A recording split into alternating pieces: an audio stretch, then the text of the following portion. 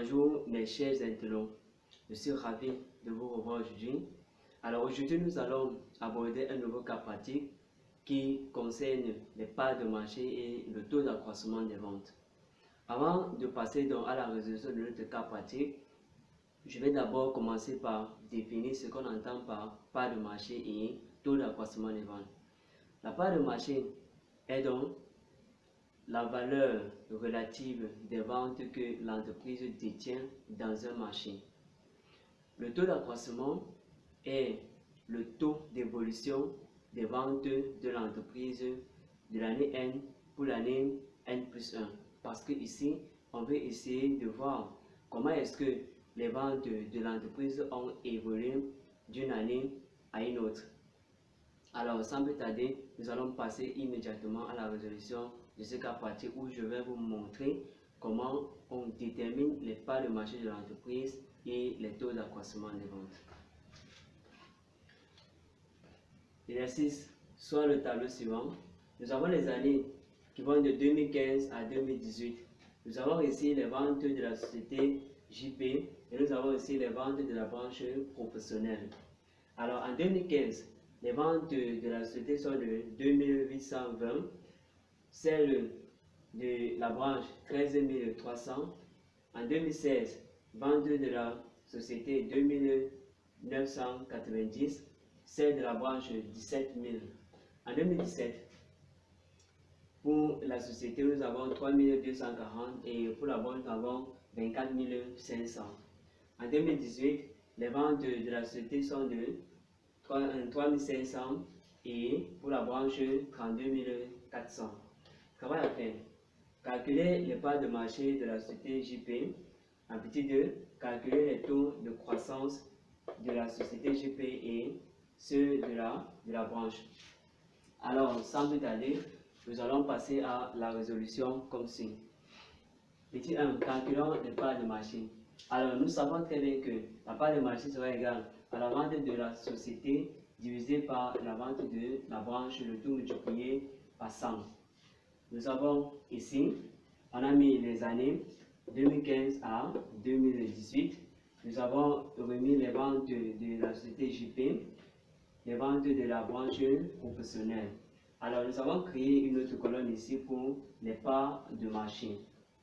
Alors, si on commence en 2015, on nous a bien dit là que c'est la vente de la société divisée par la vente de la branche. Alors, ce que je vais faire ici, c'est quoi?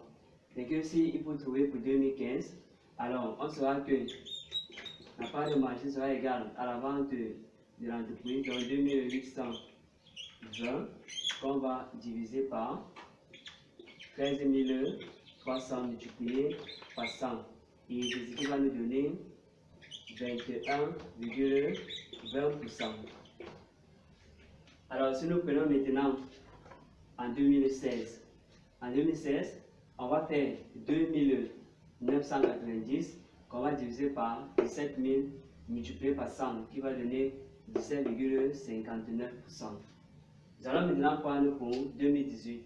En 2018, on va faire 3240 divisé par 24 500 multiplié par 100. On va trouver 13,24%. Maintenant, en 2018, on va faire 3500 divisé par 32 400 multiplié par 100. Ça va donner 10,80%.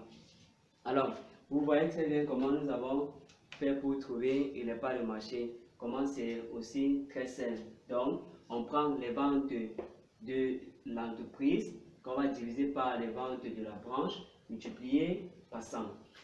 Nous avons terminé les parts de marché. Maintenant, à la question 2, on nous demande de déterminer les taux de croissance de JP et de la branche. Nous allons d'abord commencer par les taux de variation de JP. On sait très bien que les taux de variation, alors on aura 22 moins 21 divisé par la 21 multiplié par 100. En 2015, on se rend compte que nous n'avons rien parce que c'est l'année de base. Alors, c'est à partir de l'année 2016 qu'on va essayer de voir si les ventes ont augmenté ou pas. Alors, si on part en 2016, on aura donc ici, donc PV1, là, ça va faire 2000 990 moins vente 1 qui est 2820 divisé par 2820 multiplié par 100. Et c'est ça qui va nous donner 6,03%. Voilà. Alors, si on prend une fois pour la branche, comment on va faire? On va faire 17 000. Donc, on va faire 17 000 moins la vente de 1 qui est 15 300 divisé par la vente de 1, 13 300 multiplié par 100. Et c'est ce qui nous a donné, on aura 27,82%. Donc voilà, alors de 2015 à 2016, les ventes de JP ont augmenté de 6,03% et celles de la branche ont augmenté de 27,82%. Nous venons maintenant en 2017, on fait la même chose. On sait que c'est vente 2 moins vente 1 sur vente 1 multiplié par 100. Alors on va faire 3240 divisé moins 2990 divisé par 2990 multiplié par 100. On aura 8,36%. Ici, pour la branche, on aura 24 500 moins 17 000 sur 17 000 fois 100. Ça va donner 44,12%. Maintenant, on va donc finir avec pour 2018. On va faire 3500 moins 3240 sur 3240 divisé par 100. On aura 8,02%. Et pour la branche, on va faire 32 400 moins 24 500 sur 24 500 divisé par 100. On aura 32,24%. Alors, vous voyez très bien comment nous avons fait pour trouver les taux de croissance des ventes. Alors, il faudrait que les uns et les autres sachent évidemment que à la fin, il va falloir qu'on essaye d'interpréter les résultats que nous avons obtenus. Alors, si on commence par les parts de marché, on se rend compte que en 2015, nous avons 21,20, en 2016, 17,59, en 2017, 13,24 et en 2018, 10,8%. Et on se rend compte que les parts de marché évoluent de manière décroissante. Alors, nous prenons maintenant les taux de JP. Alors, en 2016, on a 6,03. En 2017, nous avons 8,36. Et en 2018, nous avons 8,02. Et on se rend compte que les taux évoluent en dents de scie. Parce que à un moment, ça monte et ça redescend juste un peu. Donc, c'est pourquoi on va dire là que les taux de JP évoluent en dents de scie.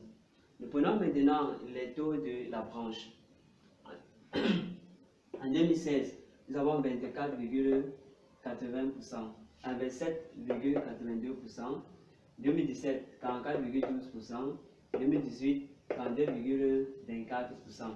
Alors, on voit aussi que ça évolue en dents de scie parce que ça monte d'abord, après ça redescend. Alors, chers amis, nous avons terminé comme ça avec notre cas pratique qui était sur les parts de marché et le taux de variation des ventes. Sur ce, je vous remercie et je vous prie comme ça de partager et de travailler avec les autres afin que nous puissions développer ensemble un monde de génie et qu'à la fin de l'année scolaire ou académique, que tout le monde puisse avoir le sourire après avoir réussi son examen. Que Dieu vous bénisse et qu'il vous accompagne.